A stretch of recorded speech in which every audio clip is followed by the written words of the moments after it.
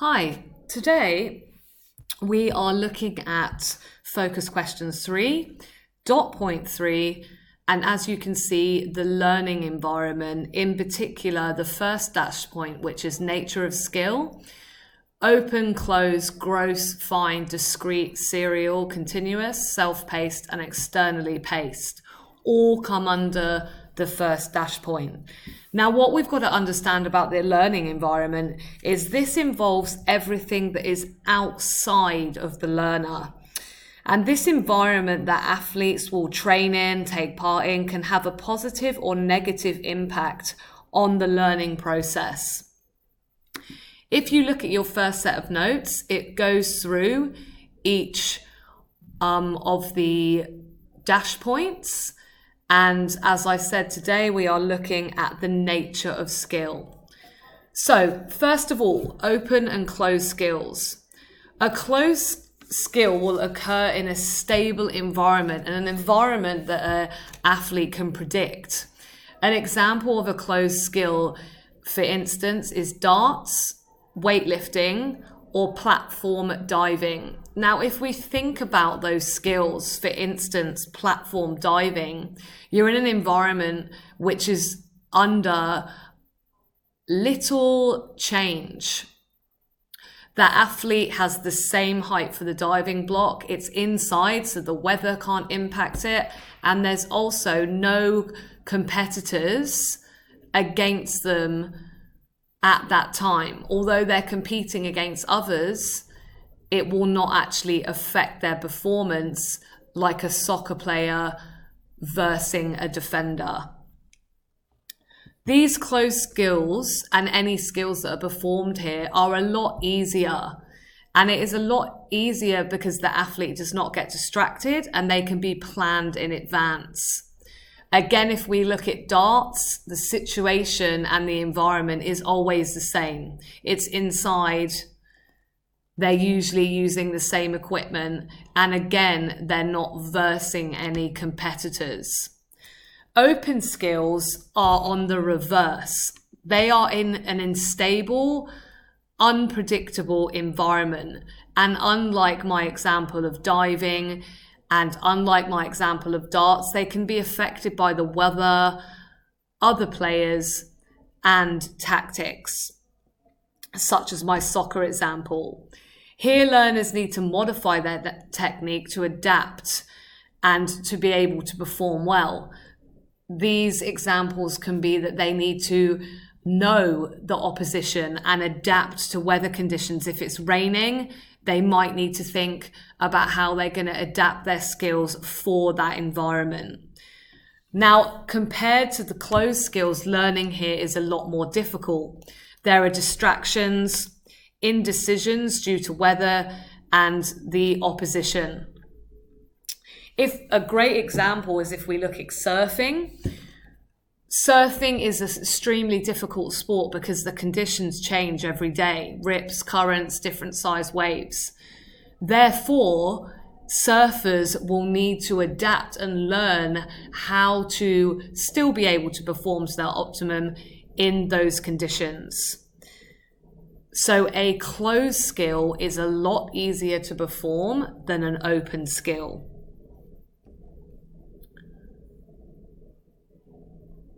Your task when we look at these notes is to put the following sports onto the continuum. So if we look at a closed skill, as mentioned, darts would be very close to a closed skill. Okay, however, beach volleyball, where the weather can change, you might place that somewhere else on the continuum and you need to be able to justify that. Okay, moving on to gross and fine motor skills. When we think of gross motor skills and fine motor skills, that is all to do with our muscle groups in the body. Fine motor skills require the use of small muscle groups, and these skills require greater control in movements. As you can see, darts here, putting in golf, and serving in table tennis, they can all be used as examples. So think fine motor skills, very small muscle groups.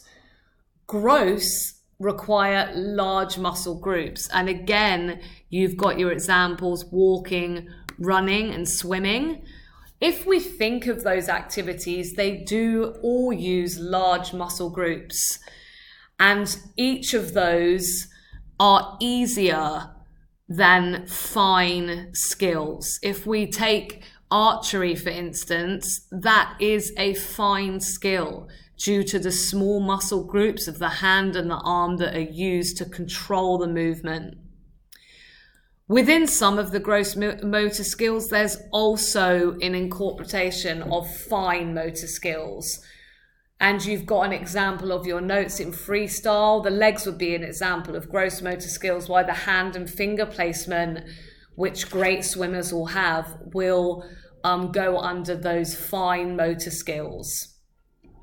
Again, if we look at basketball, running around the court, that's a gross skill. It involves large body parts. But if we look at the spin on a ball when you shoot, that is a fine skill. You are putting the spin on that ball by a movement within your fingertips and your hand. Moving on to discrete, serial, and continuous skills.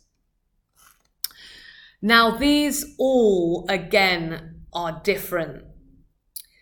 Discrete skills are those where there is clearly a defined beginning and end point that can be identified.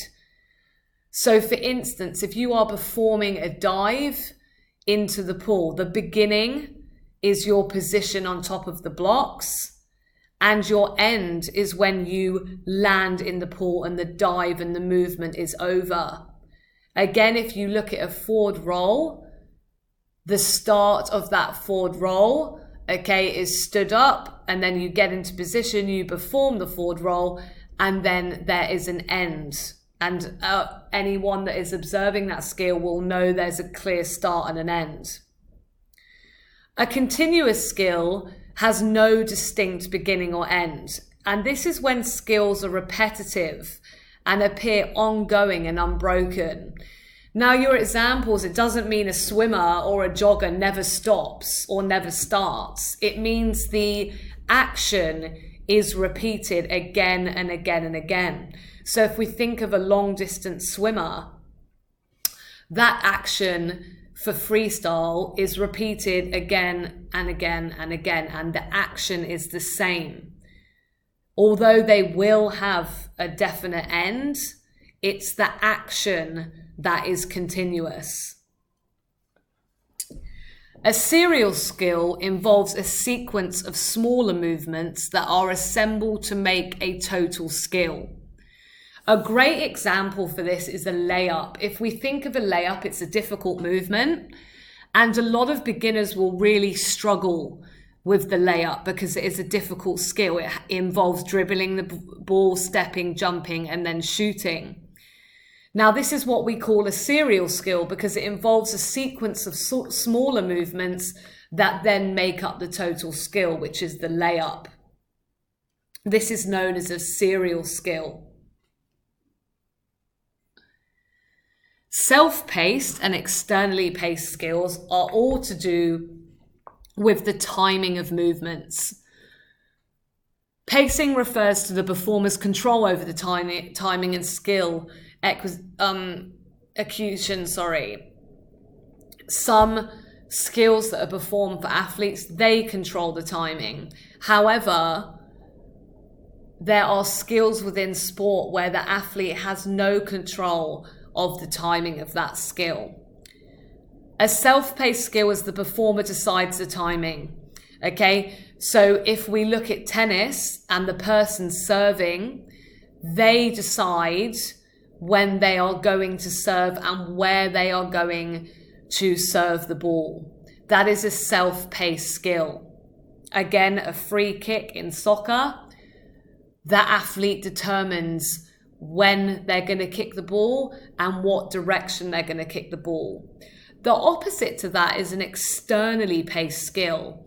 Now, if the athlete is on the other end of that tennis serve, they've got no control where the ball's going, and they've also do not control the timing. They will wait for the serve, they will be ready, but it is up to the opposition and the person that is performing a self-paced skill that controls the timing. Now that is the end of the notes for the first dash point. I'd like you to complete the tasks in your notes, which is complete the following classifications, and you need to look at the skill at the top and then give reasons of what that skill might be and what we've covered today. And you'll see there are 4 tables for you to fill in. I'm also going to quickly go over your summary notes for this dash point and give you a quick example for each one. So an open skill is performed in a constantly changing environment.